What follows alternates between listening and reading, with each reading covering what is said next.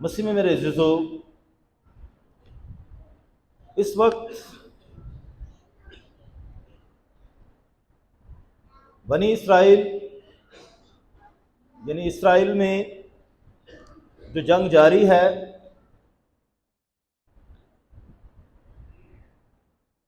تو یہودی بہت مشکلات میں ہیں۔ یہ مقام اسرائیل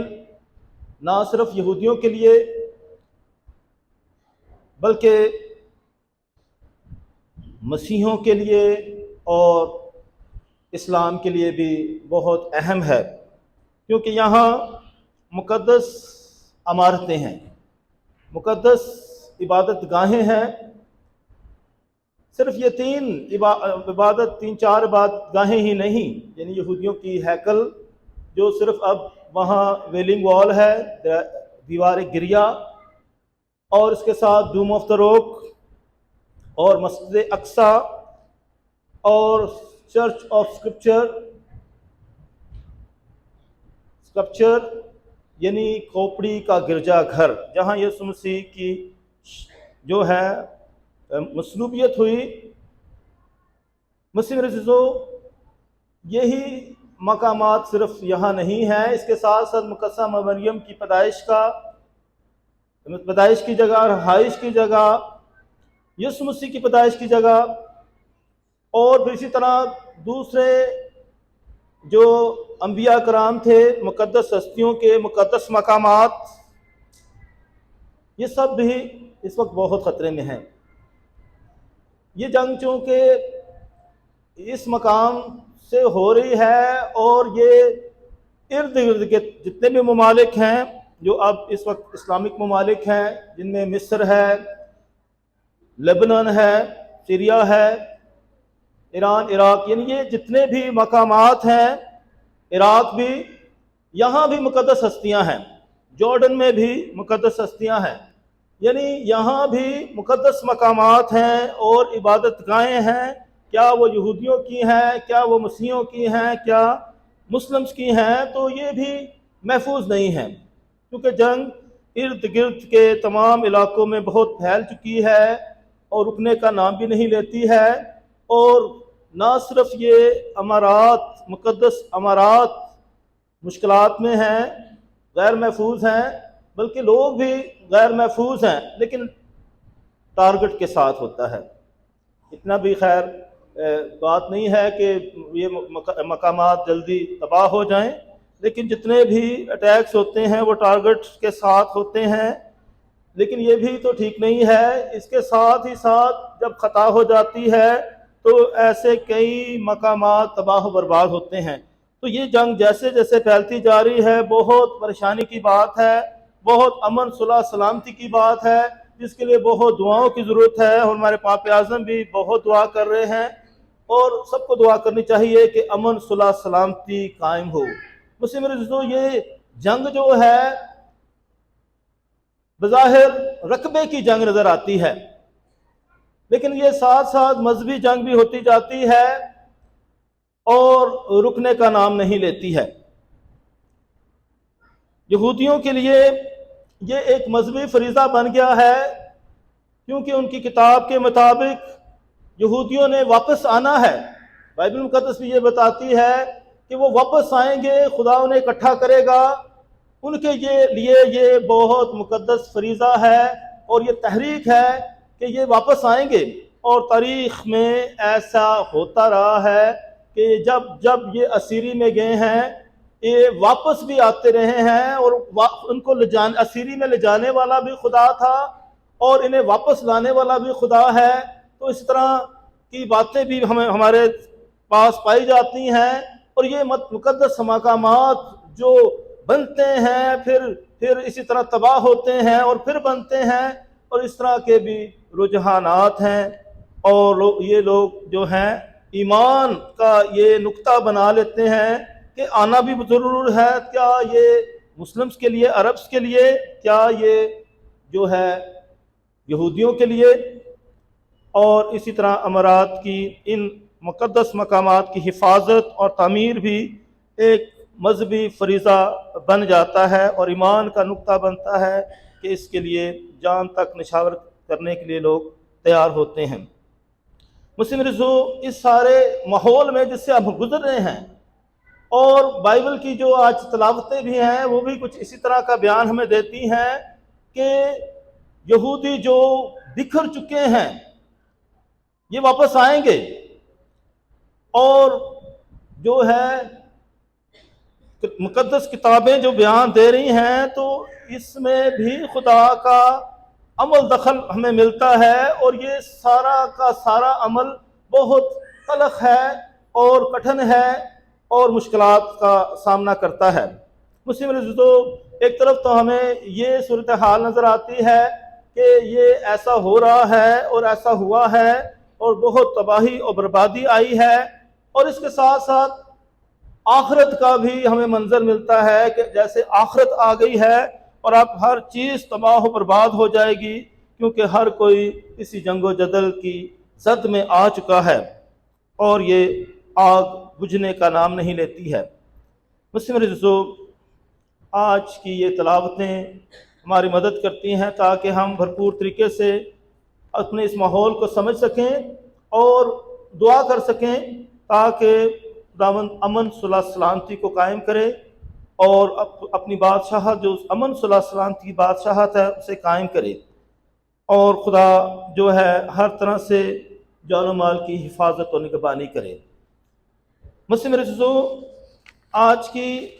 جو تلاوتیں ہیں ہمیں تین باتیں ہمارے سامنے لے کر آتی ہیں۔ ایک ہے بینائی، جو ہے اندھا پن، اور پھر خدا کیسے جو ہے اندھوں کو آنکھیں دیتا ہے، اور دوسری بات جو ہے بیابان، اور بیابان جو ہے اسیری کی طرف اشارہ کرتا ہے کہ کس طریقے سے جتنی بھی دکھ اور تکلیفیں ہیں، مصیبتیں ہیں، یہ بھی بیابان جیسا تجربہ ہے۔ اور تیسری بات جو ہے خدا کی محبت اور وفاداری، کہ خدا ابھی بھی مہربان ہوتا ہے، اپنی محبت قائم رکھتا ہے اور وفادار ہے، اور وہ لوگوں پر رحم کرتا ہے۔ مسلم عزیزو، جب ہم بینائی کی بات کرتے ہیں تو یہاں ارمیا نبی بھی اس کی پیشن گوئی کرتے ہیں کہ جب اندھے اور لنگڑے کو واپس لاؤں گا تو ان کو آرام دوں گا۔ مسلم عزیزو، یہ اندھے اور لنگڑے، اندھا جو جس کو نظر نہیں آتا ہے اور لنگڑا جو چل نہیں سکتا ہے، اگر دونوں ایک دوسرے کی مدد کرے تو دونوں کامیاب بھی ہو سکتے ہیں۔ مسلم عزیزو، اس طرح آج کی انجیل مقدس میں بھی اندھوں کو بینائی ملتی ہے، اور ایک اندھا نہیں، کئی اندھے۔ ہمیں اپنی اناجیل میں، جو ہماری اناجیل ہیں، خاص طور پر پہلی 3 اناجیل، وہ ہمیں بیان دیتی ہیں کہ کس طریقے سے یسوع مسیح اندھوں کو بینائی دیتا ہے، لنگڑوں کو چلاتا ہے، مردوں کو زندہ کرتا ہے، بہت سارے معجزات کرتا ہے اور الہی قدرت کے ساتھ کرتا ہے، اور یہ جتنے بھی معجزات ہوتے ہیں وہ ایمان کے ساتھ ہوتے ہیں۔ کیا تو ایمان رکھتا ہے؟ کیا تو ایمان رکھتی ہے؟ کیا تو یہ سمجھتا ہے کہ میں یہ کر سکتا ہوں؟ اور وہ کہتے ہیں ہاں اے خداوند، میں ایمان رکھتا ہوں۔ تو جتنے بھی معجزات ہمارے سامنے آتے ہیں، یسوع مسیح ان کے ایمان کو سامنے لاتا ہے کہ کیا وہ ایمان رکھتے ہیں، اور جب وہ ایمان کے ساتھ یسوع کو پکارنے کے اے داؤد کے بیٹے ہم پر رحم کر، اور اسی طرح بار بار چلاتے ہیں، اسی طرح لوگ اس کے پاس آتے ہیں اور رحم کی اپیل کرتے ہیں، اور یسوع مسیح خود بھی کئی دفعہ ان کا امتحان لیتا ہے، کیا تم ایمان رکھتے ہو؟ اور یسوع مسیح ان کے ایمان کو دیکھتے ہوئے، ان کی حالت کو دیکھتے ہوئے اور ان پر ترس کھاتے ہوئے معجزات کرتا ہے۔ مسیح میرے عزیزو، جب ہم بینائی کی بات کرتے ہیں تو ایک بینائی، اس کا تعلق جسمانی ہے، یعنی کوئی شخص جس کی آنکھیں خراب ہو گئی ہیں یا کوئی جنم کا اندھا ہے، اس کو دکھائی نہیں دیتا ہے، آنکھیں ہیں، بظاہر آنکھیں ہیں، لیکن ان میں روشنی نہیں ہے، اور اکثر لوگ آنکھیں ڈونیٹ کرتے ہیں، لوگ آپریشنز کرواتے ہیں، اور اسی طرح مختلف طریقوں سے بینائی حاصل کرنے کی کوشش کرتے ہیں۔ جب جب یہ بینائی کم ہوتی ہے گلاسز لگتے ہیں، اور اسی طرح مختلف حربے کیے جاتے ہیں تاکہ یہ بینائی برقرار رہے۔ تو یہ تو جسمانی بینائی کی باتیں ہیں جس کی ہم فکر کرتے ہیں، اور جس کو نظر نہیں آتا ہے اس کے لیے کتنی مشکل ہوتی ہے، ٹھوکریں ہوتی ہیں، اور اس کا چلنا کتنا مشکل ہوتا ہے، اسے سہاروں کی ضرورت ہوتی ہے۔ گویا اس کے سامنے اندھیرا ہی اندھیرا ہوتا ہے، اس کو کیا کس چیز کی تعریف کر سکتا ہے۔ مسلم عزیزو، ایسی آنکھیں بے شمار لوگ رکھتے ہیں، ہم جتنے بھی یہاں بیٹھے ہیں ہمارے پاس یہ آنکھیں تو ہیں، لیکن میرا سوال یہ ہے، کیا روحانی آنکھیں سب کے پاس ہیں؟ روحانی آنکھیں کیا ہم روحانی طور پر تو نابینا نہیں ہیں؟ کیا ہمارے پاس روحانی روشنی ہے؟ اور یسوع مسیح اس طرف بھی اشارہ کرتے ہیں کہ وہ نہ صرف جسمانی طور پر لوگوں کو روشنی دیتا ہے، آنکھیں دیتا ہے، دیکھنا ان کو مہیا کرتا ہے، اس کے ساتھ ساتھ ان کے دل و دماغ کو کھولتا ہے، شاگردوں کے دماغ کو کھولتا ہے، ان کی روحانی آنکھوں کو کھولتا ہے تاکہ وہ روحانی آنکھوں کے ساتھ دیکھیں۔ رب ملتا اس جہان تے گل بندیاں ساری ایمان تے۔ تو ایمان کے ساتھ بھی دیکھنا اور ایمان کے ساتھ معجزات ہوتے ہیں، اور یہی یسوع مسیح کوشش کرتے ہیں کہ اس کے شاگرد جو ہیں روحانی آنکھیں رکھیں۔ مسیح رسول ان تینوں اناجیل میں مختلف بیان ملتے ہیں کہ یسوع مسیح جو ہے یریحو جو پہلا شہر تھا وہاں معجزات کرتا ہے، اور یریحو میں جب آیا ہے تو ہجوم اس کے پاس آیا ہے۔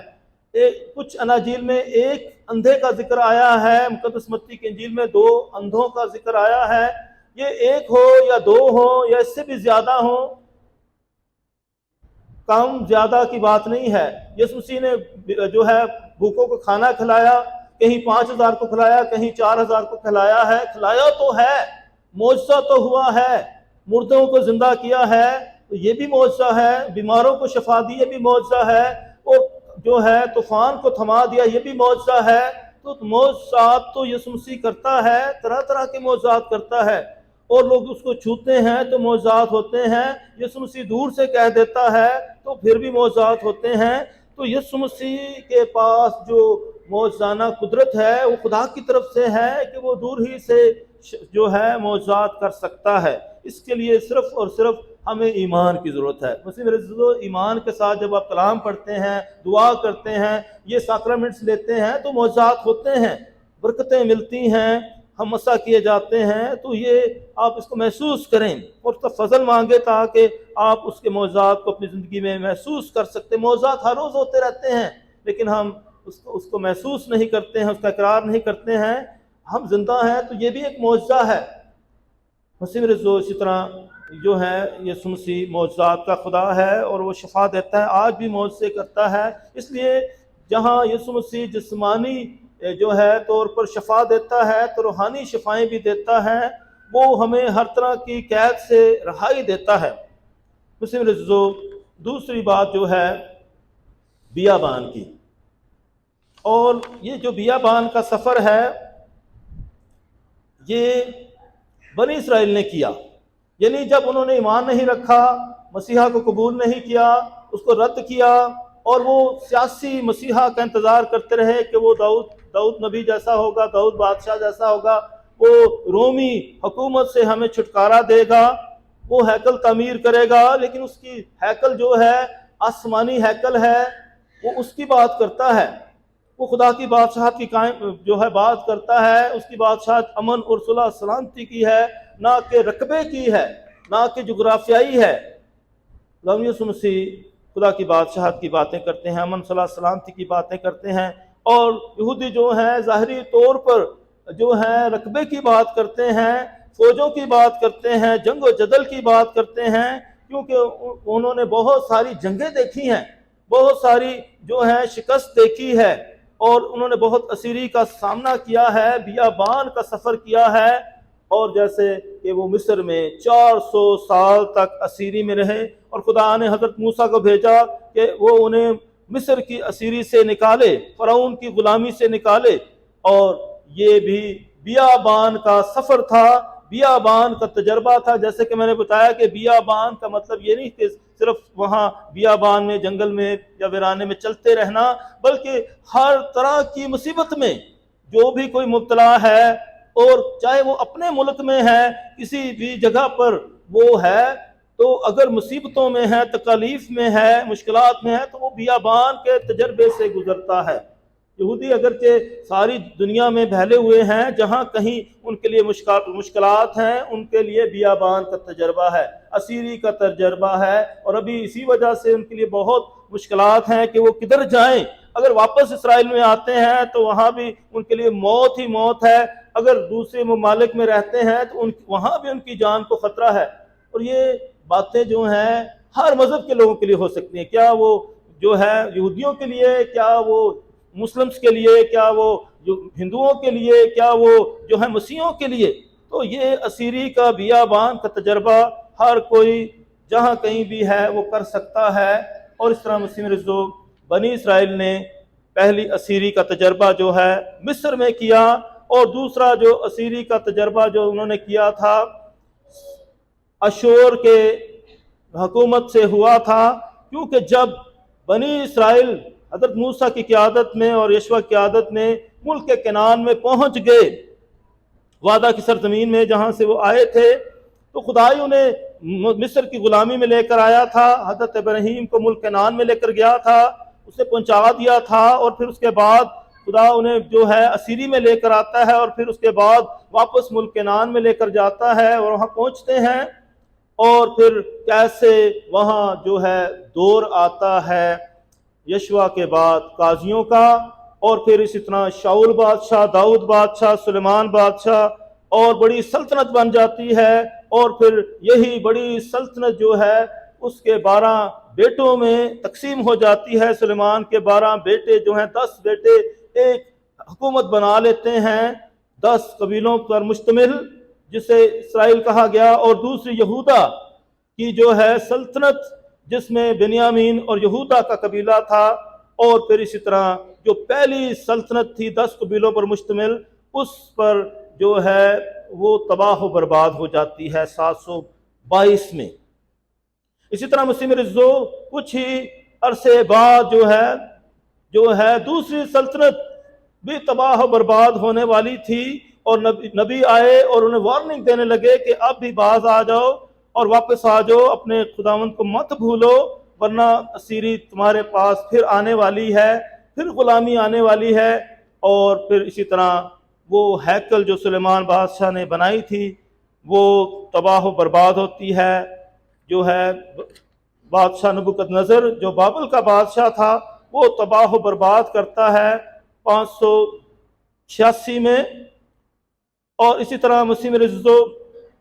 پھر جو ہے ان کو اسیری میں لے جاتا ہے، تو پھر وہ ایک دفعہ بیابان کا تجربہ کرتے ہیں، اور یہاں جو ہے بابل میں 70 سال یہاں گزارتے ہیں، اور پھر اس کے بعد یونانیوں کا دور بھی آتا ہے، اور پھر فارس یعنی ایران کے لوگوں کا دور بھی آتا ہے، فارس کا بادشاہ کورس اور دارا بادشاہ، اور پھر انہیں واپس لے کر آتا ہے، انہیں کہتا کہ جو اپنی ہیکل کی تعمیر کرو، اور اسی طرح عزرا جو سارا کلام اکٹھا کرتا ہے، اور نہمیہ جو ساری ہیکل کی دیوار بناتا ہے، اور پھر جو ہے یہ کچھ لوگ واپس آتے ہیں، اسے بقیہ کہتے ہیں جو بچ گئے تھے، بقیہ، یہ بقیہ جو کچھ ادھر ہی رہ گئے کاروبار کی وجہ سے تو بکھر گئے تھے، تو یہ جو بقیہ ہے جو بچ گئے انہوں نے واپس آنا ہے، اور یہ جو ہے فارس کا جو بادشاہ تھا کورس بادشاہ، اس کے دور میں، یہ سائرس دا گریٹ کے دور میں یہ واپس آ گئے، اور ہیکل کی پھر اثر نو تعمیر ہوئی۔ پھر اس کے بعد ہم دیکھتے ہیں کہ رومی بادشاہ آئے، اور پھر اسی طرح انہوں نے اس کے دور میں ہیرودیس بادشاہ کو وہاں انچارج بنایا گیا، اور اس کے دور میں ہیکل کی پھر تعمیر ہوئی، اور پھر اسی طرح مسیح رضو مزید جو ہے اسیری کا تجربہ کرتے رہے، اور پھر رومیوں نے 70 میں ہیکل کو پھر تباہ برباد کر دیا، اور پھر یہودیوں کو جو ہے یہاں سے بھاگنا پڑا، 6 دن کی جو جنگ ہوئی، اور یہودی پھر جو ہے تتر بتر ہو گئے اور دوسرے ملکوں میں چلے گئے. تو یہ سلسلہ جاری رہا،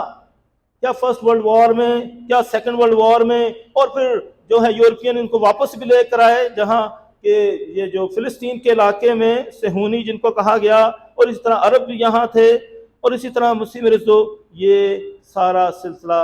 ابھی تک جاری ہے، اور اسی جنگ کا ہم اس وقت سب تجربہ کر رہے ہیں، اور کس طرح یہ یہودی اسی طرح بکھرے ہوئے ہیں، لیکن اسیری کا سلسلہ جاری ہے، بیابان کا سلسلہ جاری ہے. اور یہ بیابان کا جو تجربہ ہے یہ سب قوموں کے لیے ہو سکتا ہے، کیا مسیحیوں کے لیے، کیا مسلمز کے لیے، یہ سب کے لیے یہ سلسلہ ہے. اور ہم سب اس تجربے سے گزرتے ہیں. جب ہم جو ہے غلامی کا تجربہ کرتے ہیں، جب ہم مشکلات کا تجربہ کرتے ہیں، تو بیابان کے تجربے سے گزرتے ہیں، اور خدا ہمیں ایسے تجربوں سے جب گزارتا ہے تو وہ ہمارا امتحان لیتا ہے تاکہ ہم ایمان میں پختہ ہو جائیں، اپنے خداوند کو چھوڑ نہ دیں، اپنے ایمان سے پھر نہ جائیں. اور مسیح میں رزو تیسرا جو نقطہ ہے وہ ہے خدا کی محبت اور وفاداری. خدا پھر بھی رحم کرتا ہے، مہربان ہے، وہ وفادار ہے، وہ پھر بھی اکٹھا کرتا ہے، وہ پھر بھی واپس لے کر آتا ہے، خوشحالی اور بحالی دیتا ہے. اور اس کا تجربہ جو ہے بنی اسرائیل نے کیا. بنی اسرائیل جسمانی طور پر واپس آئے، لیکن شاید روحانی طور پر اتنے واپس نہیں آ سکے. انہوں نے پھر بھی اس کو رد کیا، یسوع مسیح کو، اور پھر بھی اسی طرح وہ جو ہے مختلف چیزوں میں جو ہے بٹ گئے، اور اسی طرح ان کے رجحان دنیاوی بھی ہو گئے. لیکن اس کے ساتھ جو نوشتیں ہیں، جو کتابیں جو کچھ کہتی ہیں کہ خدا ان پر مہربان ہوتا ہے، اور خدا نے جو ان سے وعدے کیے ہیں کہ ان کو واپس لے کر آئے گا اور اپنی محبت اور وفاداری کو قائم رکھے گا، اور ان کی ہیکل کی دوبارہ تعمیر کرے گا، اس ایمان میں وہ پختہ ہیں. اور یہی سارا سلسلہ اس وقت جاری ہے. مسیح میرے عزیزو، خدا نے اپنے وعدے کے مطابق ان کو واپس لے کر آیا. خداون انہیں واپس لے کر آتا ہے. کیا وہ جو ہے پرشین بادشاہ کے دور میں، کورس بادشاہ کے دور میں، کیا وہ برطانیہ کے دور میں، اور اسی طرح مختلف ادوار میں یہودی واپس آتے رہے ہیں. اور یہ سلسلہ ابھی تک یہ تحریک جاری ہے، اور ہیکل کی تعمیر کا بھی جو ہے جذبہ جو ہے وہ بھی تازہ ہے. مسیح میرے عزیزو، ہمارے لیے کیا خاص بات ہے آج اس کلام سے سیکھنے کی، کہ ہماری زندگی میں بھی اسی طرح روحانی